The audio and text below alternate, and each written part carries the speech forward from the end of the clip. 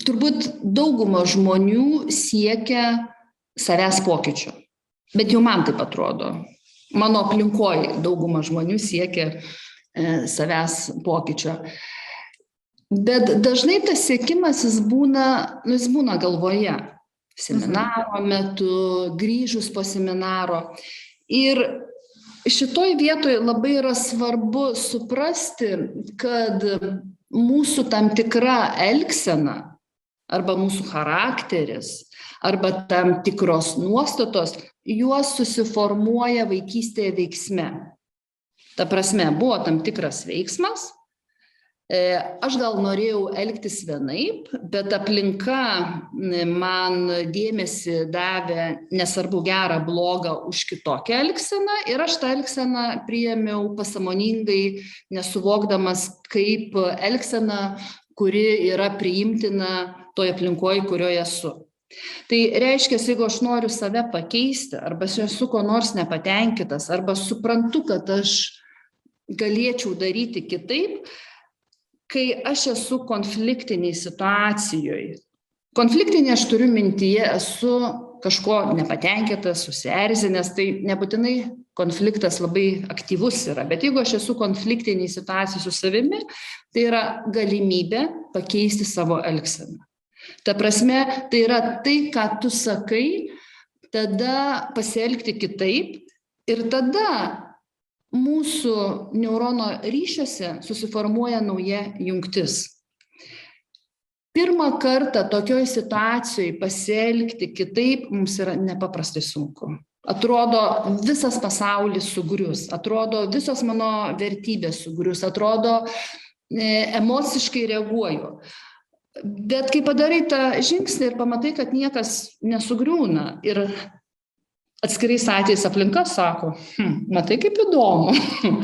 Ir tada antrą, trečią, ketvirtą, penktą kartą padarius, tau vis darosi lengviau. Ir čia yra vienas dar labai svarbus momentas, dažnai kaip mes norim keisti, mes iš aktyvios būsenos perinam į pasyvią arba iš pasyvios yra aktyvi. Ten, pavyzdžiui, jeigu žmogus buvo labai kontroliuojantis, tai keisiu, tai dabar jau visiems leisiu daryti bet ką ir nepriklausomai nuo konteksto būsiu nekontroliuojantis. Tai yra iš principo to pačio stereotipo kita būsena. Arba jeigu žmogus buvo labai pasyvus, tai dabar leisiu būti agresyviu. Tai vėl visą tai priklauso nuo konteksto.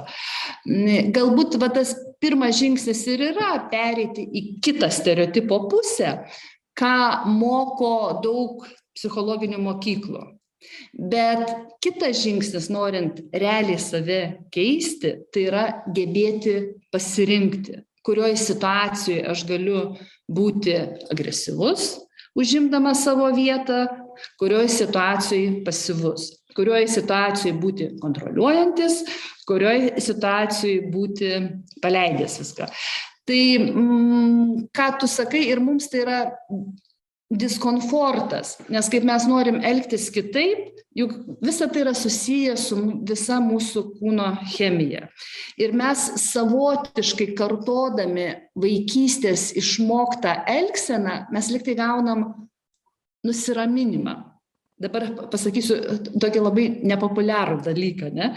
Ir dažnai mes norime su savo elgsena ypatingai santykiuose privesti iki galo, kad man čia būtų ramu. Ir čia ir yra pakartojimas vaikystės tos išmoktos elgsenos. Pasielgiau, kaip aplinka iš manęs nori ir man yra ramu. Tai pirmas žingsnis ir kame pas mus yra diskomfortas, išmokti gyventi su neramumu. Ir po antro, trečio, ketvirto, penkto pasielgimo tas neramumas dings. Kai tas neramumas dings, tai yra kriterijus, kad iš tos elgsenos tu išėjai ir priklausomai nuo konteksto gali kontroliuoti, gali paleisti, gali būti agresyvių, gali būti pasyvių. Tau nebėra automatizmo būti arba tokiu, arba tokiu. Ne, mūsų gyvenimas yra įvairus, viskas priklauso nuo situacijų.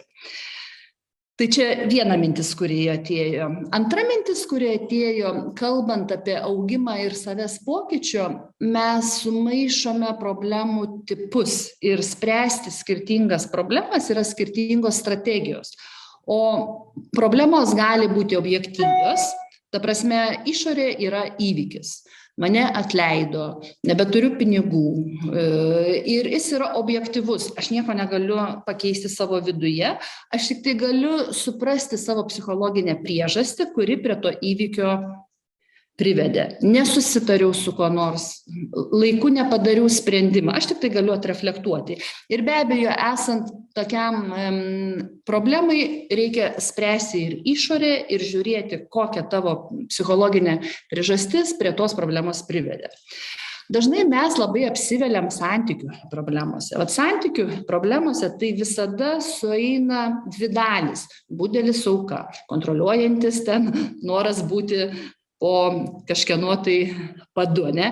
Ir santykių problemose reikia ieškoti, per kokią savo charakterio, žmonės taip mėgsta sakyti, aš tai vadinu per vaizdinio dalį, susijungiu su kitu žmogumi. Ir jeigu aš pakeičiu savo elgseną su to žmogumi, žiūrėk, to santykių problemos ir nebėra. Ne? Ir trečias, mano manymu, viena iš sudėtingiausių problemų, tai yra augimo problema. Nes jeigu objektyvios problemos priežastis yra psichologinė, santykių problemos priežastis irgi yra psichologinė, tai augimo problema jinai siejasi su tuo, kad mes negalime pamatyti to naujo, ko aš noriu, nes mūsų atmintyje tai nėra. Ir čia mes galime ir metus praleisti, ir keletą ieškodami, tai kas tas naujo gali rastis, kur man paleidžia, kad gyvybės yra daugiau, yra flow ir taip toliau. Tai čia turbūt žmonėms yra labai svarbu, kai kur nors kas nors nesiseka, suprasti, kokioj problemoje esi ir kokią strategiją reikia pasirinkti.